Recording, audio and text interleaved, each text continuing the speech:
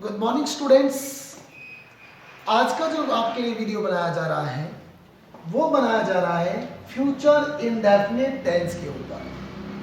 प्यारे बच्चों, इससे पहले वाले वीडियो में मैंने आपको इंपेरेटिव सेंटेंस की एक्टिव से पैसिवाइज कैसे बनाई जाती है ये समझाया था। आज हम जो वीडियो आपको बना के दे रहे हैं वो है आपके फ्यूचर इंडेफिनिट टेंस को हम कैसे एक्टिव से पैसिव बना सकते हैं।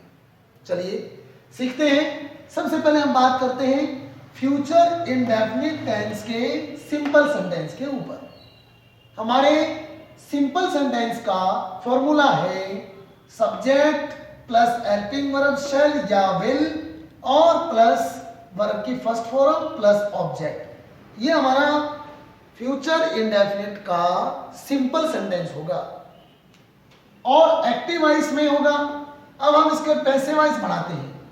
पैसिव वॉइस बढ़ाने के लिए ये जो हमारा ऑब्जेक्ट है इसको हम सब्जेक्ट बना देते हैं।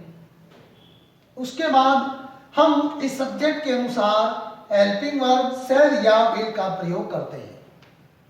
और शैल और विल का प्रयोग में याद रखना प्यारे बच्चों कि आई और वी के साथ आपको शैल लगाना है, बाकी सभी सब्जेक्ट के साथ आपको विल हेल्पिंग वर्ब का प्रयोग करना है।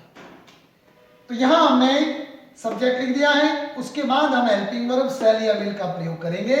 उसके बाद हम पैसिव वॉइस बनाने के लिए बी या फिर बी की कोई फॉर्म का इस्तेमाल करते हैं।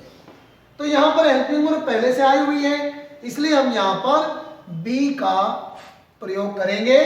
तो यहां पर हमारी बी आएगी। उसके बाद वर्ब की फर्स्ट फॉर्म को हम थर्ड फॉर्म में चेंज कर देते हैं और हम बाय प्रीपोजिशन का प्रयोग करते हुए इस सब्जेक्ट को ऑब्जेक्ट बना देते हैं। ये हमारा सेंटेंस बन जाएगा पैसिव वॉइस, यानी एक्टिव वॉइस में लिखे हुए सेंटेंस को पैसिव वॉइस बनाने का ये आपका फॉर्मूला है। अब हम बात करते हैं नेगेटिव सेंटेंस पर। हम नेगेटिव सेंटेंस इस तरह लिखते हैं, सब्जेक्ट होगा, उसके बाद हेल्पिंग वर्ब शैल या विल होगी, उसके बाद नॉट, उसके बाद आपको वर्ब की फर्स्ट फॉर्म लगानी है। नोट लगाते हैं तो हम हेल्पिंग वर्ब के बाद ही नोट लगाते हैं प्यारे बच्चों। अब हम बात करते हैं एक्टिव से पैसिव वॉइस बनाने की। तो पैसिव वॉइस कैसे बनाएंगे हम? ऑब्जेक्ट को सब्जेक्ट बना दो, हेल्पिंग वर्ब शैल या विल लगा दो। जैसा एक्टिव वॉइस है वैसा ही पैसिव वॉइस, यानी अगर एक्टिव वॉइस नेगेटिव है तो पैसिव वॉइस भी नेगेटिव ही बनेगा। तो हम यहाँ पर हेल्पिंग वर्ब के बाद नॉट का प्रयोग करेंगे, उसके बाद बी लगाएंगे, उसके बाद वर्ब की फर्स्ट फॉर्म को हम थर्ड फॉर्म में चेंज कर देते हैं और हम बाय प्रीपोजिशन का प्रयोग करेंगे। उसके बाद सब्जेक्ट को हम ऑब्जेक्ट में ट्रांसफर कर देंगे। अब हम बात करते हैं इंटरोगेटिव सेंटेंस की।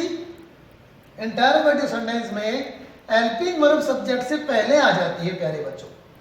तो यहां पर हमने हेल्पिंग वर्ब पहले लिख दी है शैल और विल, उसके बाद हम सब्जेक्ट लिख रहे हैं, उसके बाद आपकी वर्ब की फर्स्ट फॉर्म होगी और उसके बाद हमारा ऑब्जेक्ट होगा।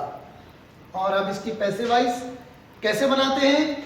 हम ऑब्जेक्ट को सब्जेक्ट बनाते हैं यहां पर, और इसके बाद जो है हम हेल्पिंग वर्ब शैल या विल लिखते हैं वो हम सब्जेक्ट से पहले लिख देते हैं।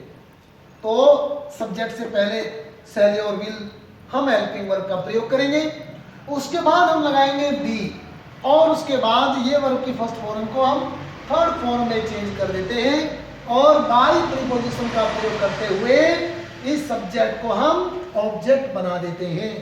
इस तरह से ये हमारा सेंटेंस एक्टिव से पैसिव वॉइस बन जाता है। अगर हम नेगेटिव और इंटरोगेटिव दोनों को प्लस करें तो इसमें एक ही बात याद रखनी है, क्या? कि हम लोग यहां पर जो सब्जेक्ट है उसके बाद में नोट लगा देते हैं और जब हम इसका पैसिव वॉइस बनाते हैं तो यहां पर हम नोट लगा देते हैं। ये मैंने आपके लिए छोड़ा हुआ था ताकि बच्चे उस समय ये सीख लें कि हमें नेगेटिव प्लस इंटरोगेटिव करते समय सब्जेक्ट के बाद में नोट का प्रयोग करते हैं। प्यारे बच्चों, क्या नई बात आई? ये सेंटेंस पहले एज इट इज लिखा हुआ था इंटरोगेटिव जैसा, ये भी एज इट इज लिखा था इसके इंटरोगेटिव की पैसिव वॉइस जैसा। लेकिन नई बात क्या जोड़ी हमने? नई बात जोड़ी हमने कि इस सब्जेक्ट के बाद में हमने नोट का प्रयोग करना है और बाकी कोई चेंज इसमें नहीं आ रहे हैं। प्यारे बच्चों, अब हम इसकी एग्जांपल देख लेते हैं। जैसे आई शैल राइट ए लेटर, तो बन जाएगी a letter will be written by me. ये हमारा एक्टिव होगा, ये हमारा पैसिव वॉइस होगा। नेगेटिव सेंटेंस कैसे बनेगा? I shall not write a letter, passive voice बनेगा a letter will not be written by me.